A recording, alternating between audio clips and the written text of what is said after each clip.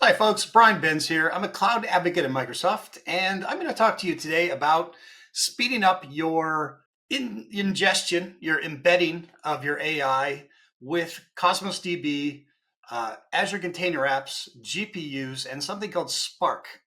Um, the problem we're trying to solve here is that when you're loading large amounts of data, you need to have a way to be able to do that quickly in memory and then store the data somewhere. So what we're going to do, I've actually put together a little bit of a demo here. You can see it at aka.ms/Spark Rapids GPU demo. The full thing is there. You can try this out yourself, but I'm going to go through the demo and just show you how it's actually built. And it uses something called a GPU accelerated XG boost machine learning model using NVIDIA Rapids, which is a package that's created by NVIDIA to speed up applications on GPUs. For example, when you're running something on an application locally or in the cloud, what do you do?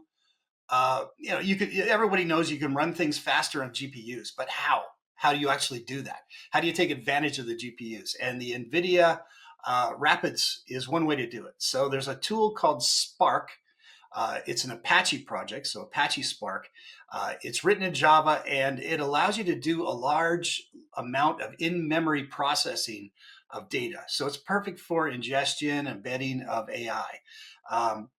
Spark itself is an open source project. You can find it at spark.apache.org. What we're going to focus on today was two things: batch streaming data and SQL analytics. Then NVIDIA Spark Rapids is something that you can take Spark, which runs on a CPU, and make it run on a GPU even faster. In order to do that, you download something called CUDA, which comes from the NVIDIA developer organization, I guess, the NVIDIA developers. You can download this. You have to use CUDA Toolkit 11, which is not the latest version, but it works with Spark and it works with Spark Rapids. So once you've got all of that, then we've basically got some code here. And what the code does is it uses NVIDIA Rapids for GPU accelerated data processing. What does that mean? Hopefully it'll be a little clearer at the end of this session. It trains an XG boost model, and we're using a data set called the Agaricus mushroom data set. This is from the University of California, Irvine. It's a data set that a lot of people use for testing and training data and benchmarking. So it's a fairly large database, but not too large, so we can actually run it in a demo. It has 8,124 instances with 22 categories. And basically, it's a way of deciding if a mushroom is dangerous or not. It gives you size, shape, and other parameters that you can use to identify a mushroom from a picture or a description or other things like that. And we run that. I'm going to run it locally first, and then I'm going to show you how you can actually deploy that and run it in what we call Azure Container Apps, which is a containerized, it's basically like one big Kubernetes cluster, and you grab a node from that cluster and use that for running your applications, and then you can shut it down when you're done. You don't have to set up your own Kubernetes, and it scales fairly nicely as well. But in this case, you can run GPUs on Azure Container Apps, and or you can actually run Azure Container Apps on top of a GPU as well as CPUs. And I'm going to show you how you actually set that up and what the advantages are and what the speed advantages are too. And then it uses Cosmos DB. We're here at Cosmos DB Conf. It actually stores all of the parameterized data in a vector search database in Cosmos DB so that you can retrieve that data later quickly and easily to compare against other parameters that you've got for testing mushrooms. And then it reads and writes data from Azure storage when you're in the cloud. It reads and writes it from local machine when you're running it locally. All right. This particular example it came from a Spark Rapids examples repo that's out there. I've got a link to that in the repo that I've shared with you. It uses an XGBoost classifier, very similar to what I built myself, but it uses Python and Scala and a couple other things. I wanted to run it because I'm a Java guy. I wanted to run it purely in Java. And I also wanted to run it in the cloud, specifically on Azure Container Apps, running on GPUs. So I made all those changes to it. And that's what we've got here.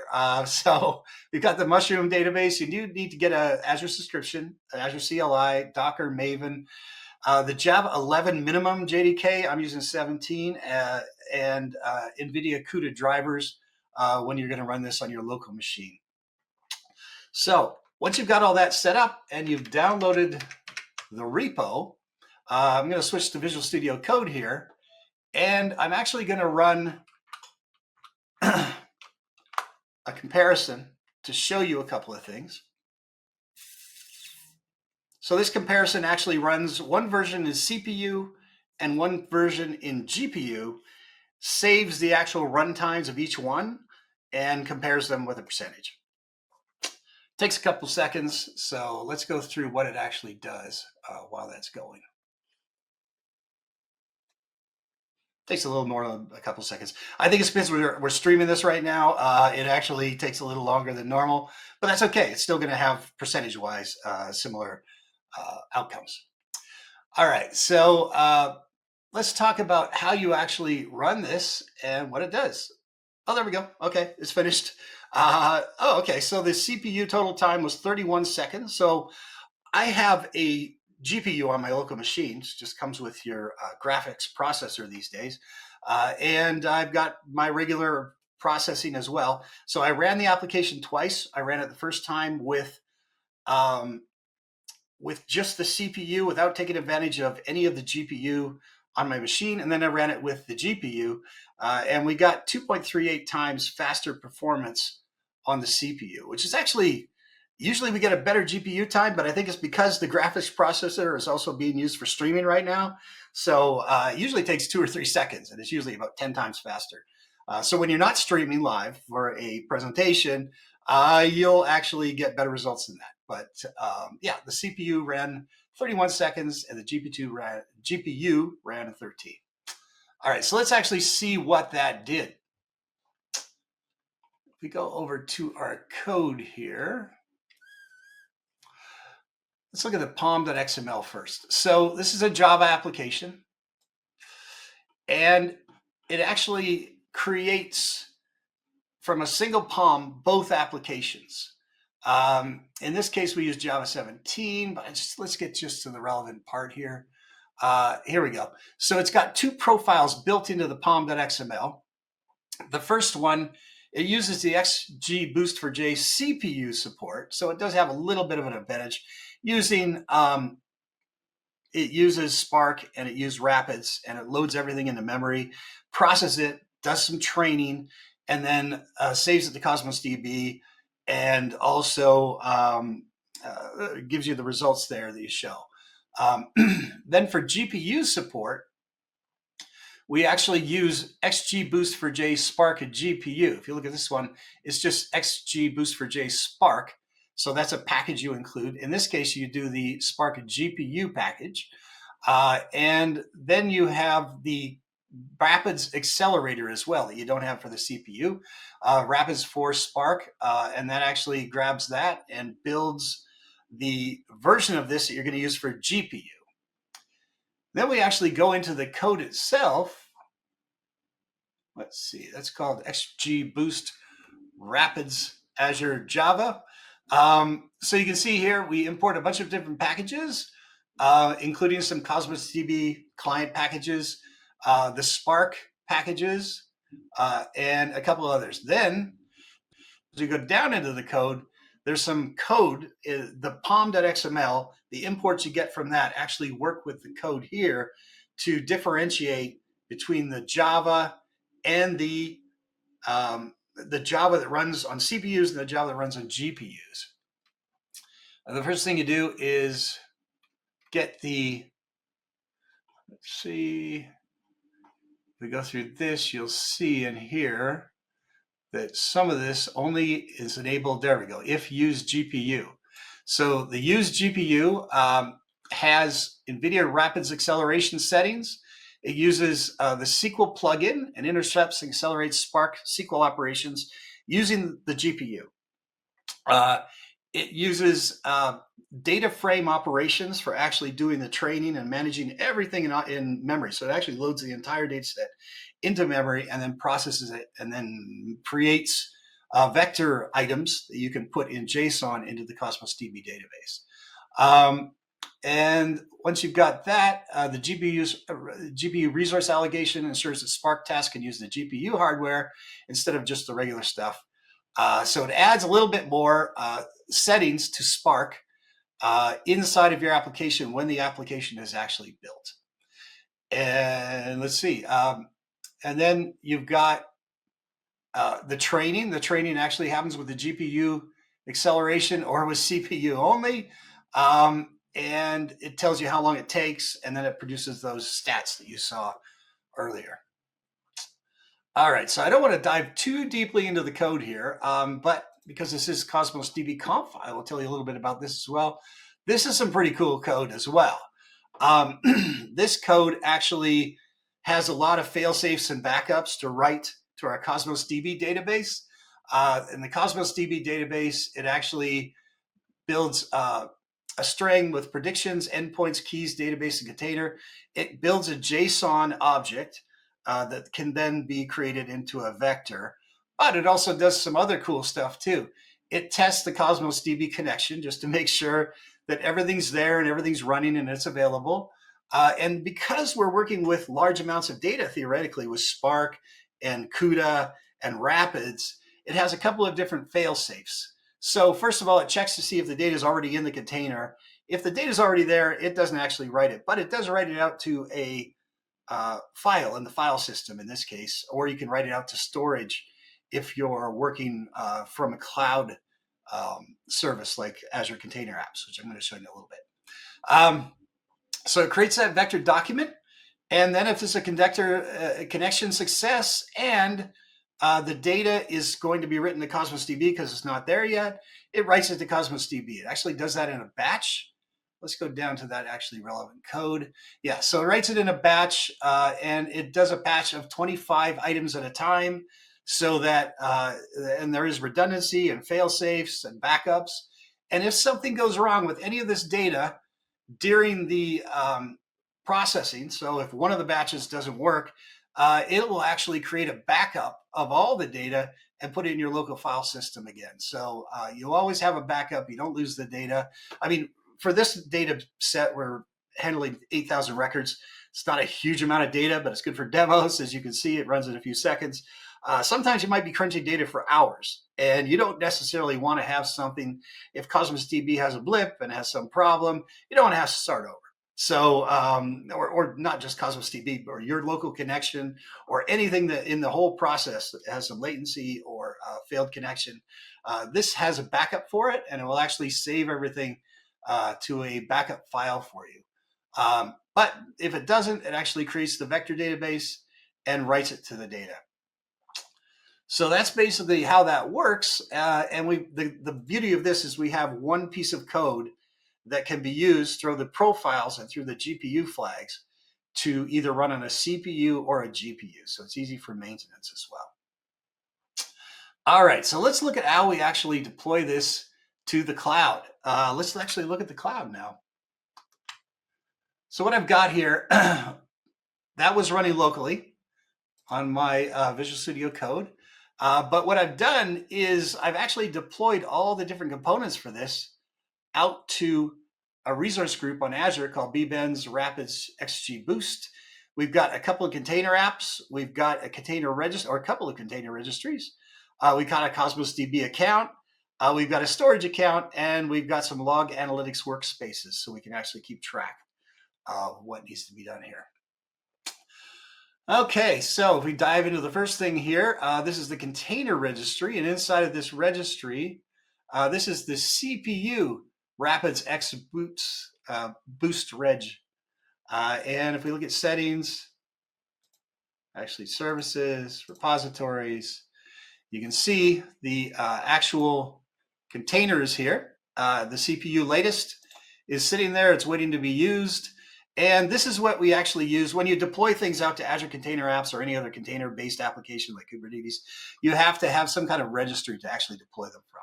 So the first step is to create this registry, store the data on the registry, and then have that write to your destination, in this case, Azure Container Apps. We have the same thing with the GPU Rapids. I won't show that one because it's basically the same thing, but just with a GPU image.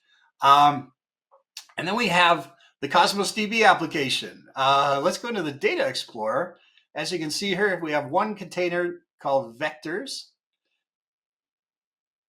Actually, let's go over here to the Data Explorer. Oh, okay, unsaved changes. I don't know what that is. Okay, so then if you go in here, you see the vectors, you can see the items. There's 8,000 of them, and each item itself looks like this. Okay. Make this a little smaller so it actually makes sense. But this is just basically a bunch of parameters with an ID, and each one of these features corresponds to a parameter that you've got some trained models with. And in this case, this represents all these zeros and ones basically represent a poisonous mushroom class.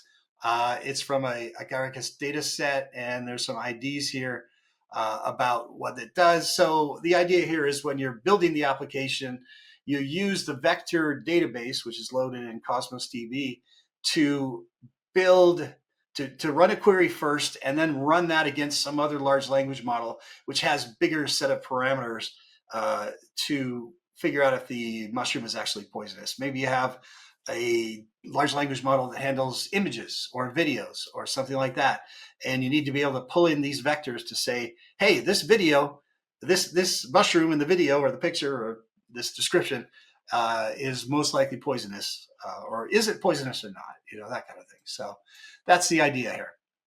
All right, so I showed you the container registries, and then we got the CPU app.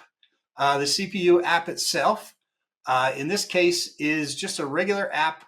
It's got 4 cores and 8 gigs of memory and 4 CPU cores. But then we've got another one, which is our GPU app.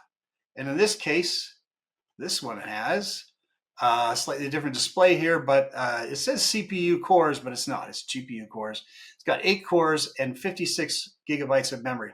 So you can imagine this one runs a little bit faster. And you can also do things like set up environment variables and other things as well. Last but not least, we've got a storage item here, and inside of the storage, we've got, if I go into the storage browser, we've got a blog container, and that contains the original agaricus data CSV. So when you're running this in the cloud, it's easier to actually access this and load it from the cloud than it is from a local machine, of course, for a variety of reasons, security, and other things. So we actually use this to store the original raw data before it's trained and loaded in Cosmos DB. So let's go back into Visual Studio Code and I'll actually show you how we actually put all this together. All right, so there's a script here. Actually, let's go to the Docker files first, because this is pretty cool. So the Docker files themselves, before we containerize and deploy this to Azure Container Apps through the container registry, we have to build a Docker image. That Docker image, in this case, the CPU version uses Ubuntu. The GPU version uses NVIDIA CUDA 12.3.1 runtime Ubuntu. So it uses actually the libraries from NVIDIA rather than just a straight up Ubuntu base image. And the reason for that, of course, is we're going to take advantage of GPUs when we actually run this in the container.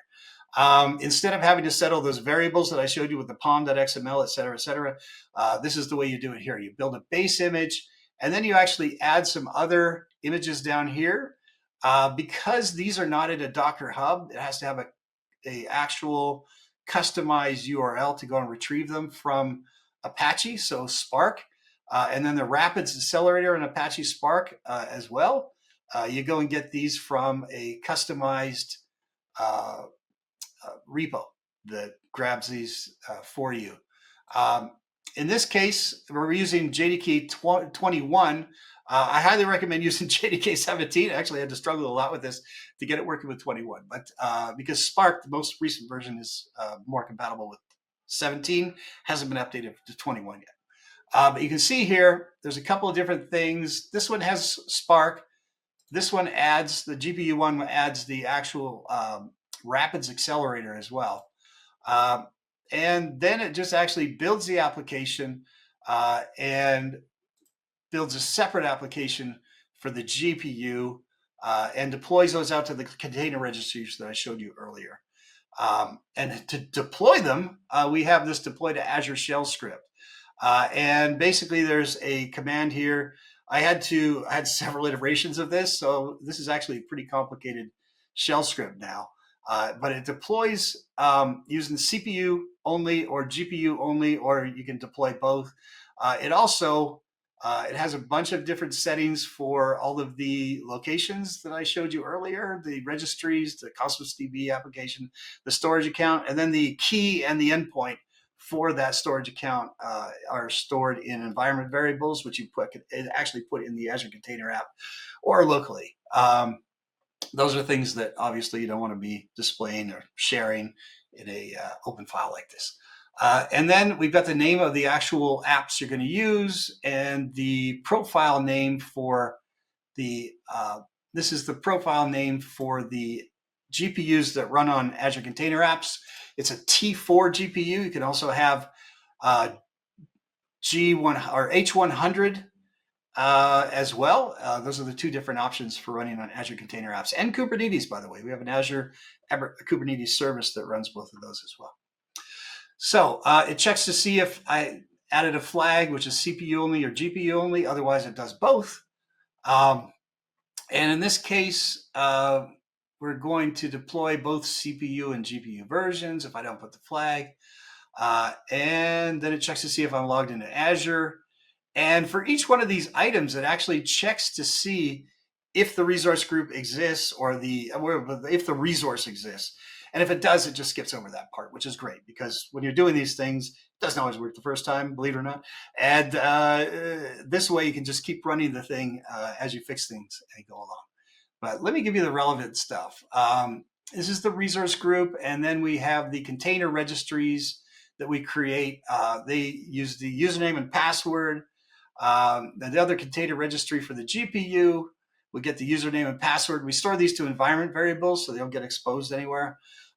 And then we create the Cosmos DB account. We create a database, and the database is called vectors. And then we create a vector index for that. Its name is Cosmos DB account, the resource group, database name. There's nothing really unique about this other than it's using a vector database based on SQL version of Cosmos DB. Then we have the Cosmos DB connection strings. Once again, we store those as environment variables and we save them for later when we can use them locally and things like that. And then we create a storage account for storing that Agonicus mushroom raw data. We get the storage key again. We store that in an environment variable. And then we download the Agaricus. I said Agonicus. Agaricus mushroom data set. And you get that from this URL. That way you're always getting the latest one. And I'm not storing data I'm not supposed to be stored because it doesn't belong to us. It's open source data. Then you write that into a CSV file to your local machine. And then from there, you do a blob upload to actually upload that into your storage account. And then you're actually going to build the Java application with Maven. You do a Maven clean package just to test to see if everything is okay and it works. And if it fails at that point, then you want to go in and make sure your application is working again. Next thing we want to do is we actually just want to Dockerize those things. So the base application needs to be Dockerized. You can use a Docker build and a Docker push, but we also have a command in the Azure CLI called AZACR build, which basically does a Docker build and a Docker push. It uses memory in the container registry, not the container registry, in the it uses memory in the actual, in the container registry, I'm sorry. And it actually builds it there, But if it fails, it does not store that image in the registry. You have to try again until it works, and then it will actually store it in the registry for you. So we do AZ ACR build, and we use the CPU registry name, and we use the Docker file.cpu. If you recall, we have two different Docker files there. And then you do AZ ACR build registry GPU registry name. And once again, the Docker file GPU this time. And then you create the container apps environment. So that's the target environment they're going to run this on. And this is where you can actually create the GPU version of this. So in this case, the CPU is just a AZ Container Apps env show. It actually checks to see if it's there. If it's not there, each time you create a container app, you have to create a container app environment, and that stores some resources on the location that you're actually going to do this. In our case, we use Sweden Central because it has a lot of capacity. So we're using AZ Container App env create. It's an Azure CLI command again. Then we do the same thing with the data. We actually get the data for the Agaricus data set, and we generate the storage account, and then deploy the CPU version if it's requested. So we created a CPU environment, but that's not the container app itself. The container app itself, we've got the storage container, and then we've got the excuse me, the AZ Container App create, and it creates the name and the resource group. It uses the environment that we just created, and it gets a server, a username, and a password. It opens up port 8080. It specifies 4 CPUs and 8 gigs of memory, and just one replica because this is just a demo, so we're not scaling a lot right now. And it actually adds some environment variables as well. So it takes those environment variables that we created locally here, and it pushes them out to the container app as well. So then pretty much the same thing for the GPU. We create the environment, we check for the storage, and then we create the GPU version. In this case, though, you can see here, the workload profile name is actually the T4 that we need for the GPU, and the CPU obviously is much larger, and the memory is 56 gigs. And then we have a couple of environment variables as well. So basically, that in a nutshell is how everything runs, and you build things on Azure. Let's go back to the repo here. If you want to play around with this, try it yourself. Check it out at https://aka.ms/Spark Rapids GPU demo. Please let me know how it goes.